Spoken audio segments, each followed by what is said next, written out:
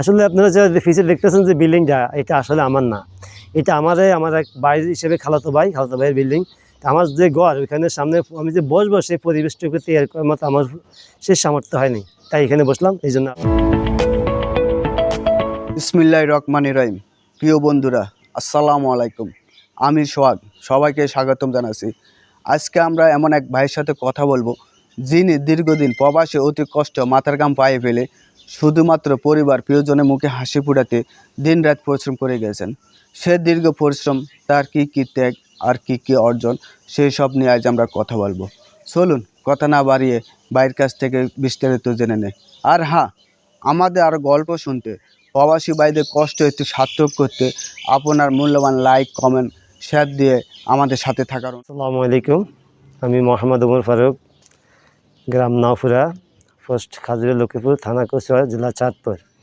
আমার জন্মগত 1978, 10ই আগস্ট। বলবো ফিসে আমি অনেক কথা ভুলে গেছি। বলতে কি, প্রবাসী জীবনটা কি, প্রবাসী জীবনটা আসলে খুবই কষ্ট, দুঃখ। আপনার মন চাইছে এখন আপনি একটা কিছু খাইতে পারবেন না, মন চাইছে এখন আপনি একটা মায়ের সাথে কথা বলতে পারবেন না, আপনার মন চাইছে এখন আপনি কিছুটা আকুল আবৃত্তি কাজ করবেন।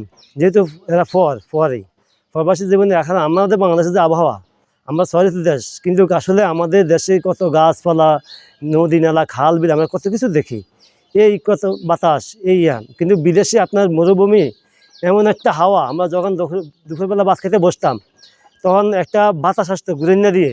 এই বাতাসটা আসলে যখন মনে হয় যেন আমায় এই মুহূর্তে টিকিট কেটে চলে যায় বাংলাদেশে। কী করবো, গরিবের সন্তান, বিদেশ আসছি, না যায় কাজ না করে পারবে না। এত কষ্ট, রৌদ্র, যেগুলো মুখে বলার মতো না, প্রকাশ করার মতো না। এত কষ্ট সহ্য করে বিদেশে রয়েছি জন্য শুধু একটা সন্তানদেরকে, মা বোনদেরকে একটু ভালোভাবে করবো। তারপর আল্লাহ শেষ এটা করতে পারেনি, একটা অ্যাক্সিডেন্টের কারণে আমি চলে আসছি। তো আপনাদেরকে আমার যারা বিদেশি বাইরা আছেন, আর বা যারা ভবিষ্যতে যাবেন, ভালো কোম্পানির দেখে যাবেন, যাতে ভবিষ্যতে আপনাদের একটা ভালো সুফল আপনারা বয়ে আনতে পারেন, সেইভাবে আপনারা দেখে শুনে যাবেন। দালালের মাধ্যমে পড়বেন না। যারা যান বিদেশটা আসলে আমরা উন্নতি করতে পারবো না, তবে অফিসের মাধ্যমে যাইলে আমার মনে হয় খুব ভালো হবে। অফিসের মধ্যে যোগাযোগ করে যাবেন, এটাই। তবে বিদেশ কষ্টে। আসলে আপনারা যে ফিসে দেখতেছেন যে বিল্ডিংটা, এটা আসলে আমার না। এটা আমার এক ভাই হিসেবে খালাতো ভাইয়ের বিল্ডিং। আমার যে ঘর ওইখানে সামনে আমি যে বসবো সেই পরিবেশটুকু তৈরি করার মতো আমার শেষ সামর্থ্য হয়নি, তাই এখানে বসলাম। এই জন্য আপনারা তো ভাববেন না যেটা আমার। যাক, পরে আরবাব থেকে নিয়ে কিছু একটা টিনের ঘর করলাম। টিনের ঘর করার পরে কাটতে প্রায় 2 বছর 2.5 বছর এখানে চলে গেলো। কোনোরকম খাই, ছেলেমেয়েদেরকে লেখাপড়া করাই, সংসার ভবন, মা বোন তাদেরকেও কিছু কিছু ফাঁকে দিতে হয়। তারপর আমি যখন অ্যাক্সিডেন্ট হই, আমার আরবাব আমাকে বলছে, তুই থাক, তোর যত খরচ লাগে আমি ইয়ে করি। তারপর আরবাব আমার টাকাগুলি হাসপাতাল খরচগুলিই দিছে। এরপর আমি হাসপাতাল থেকে বাইরে আসার পরে গ্যারেজের কাজ, তো আপনারা জানেন, জিল এবং গ্যালেঞ্জারের কাজ, গ্যান্ডিংয়ের কাজ, ওগুলি করতে গেলে আমার বুকে ব্যথা লাগে। এই ব্যথা অবস্থা আমি আর কোনো কাজ করতে না পারি। লাস্ট আমি বাধ্য হয়েছি দুবাই, আমাদের যে আছে এম্বাসি আছে, ওইখানে আমি একটা আউটপাস নিলাম। আউটপাস নিয়ে তারপরে আমি বাড়িতে চলে আসি। বাড়িতে আসার পরে এখন আর কী করবো, এই আগের কর্মা, কাজ তো করতে হবে, সংসার চালাতে হবে, ছেলে মেয়ের লেখা করতে হবে। আমার একটি ছেলে, একটি মেয়ে। আমার ছেলেটা ইন্টার এসএসসিতে গোল্ডেনে ফ্লাস পেয়েছে, ইন্টারে ফ্লাস পেয়েছে, এবং সামনে স্কুলে কলেজে ভর্তি হবে। সেই টাকাগুলো মিল করতে আমার খুব কষ্ট হয়েছে। মেয়ে এসএসসি পরীক্ষা দিচ্ছে, এখন দোয়া করবেন।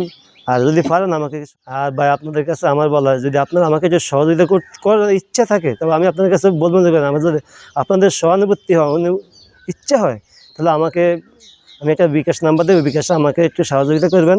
আমার বিকাশ নাম্বার হলো 01401840065338।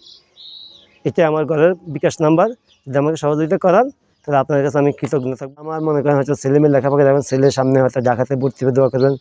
তার লেখাপড়া খুবই মেধাবী ছেলে, দেশের মেধাবী এবং নামাজি, রোজা, সব কিছু আমার ছেলে ইনশাল্লাহ 100-100। আমার মেয়ে খুব ফরেজগার। আমার ফ্যামিলিতে আমার মা আছে, বোনেরা আছে, আমরা সবাই মিলে আছি ইনশাল্লাহ। আলহামদুলিল্লাহ, আল্লাহর কাছে শুকরিয়া আদায় করি। যতটুকু আল্লাহ পাক রাখছে, আল্লাহর কাছে ততটুকু শান্তি কামনা করি। আর আপনার আমাদের আরও গল্প শুনতে, প্রবাসী ভাইদের কষ্ট একটু সার্থক করতে আপনার মূল্যবান লাইক, কমেন্ট, শেয়ার দিয়ে আমাদের সাথে থাকার অনুরোধ জানাই।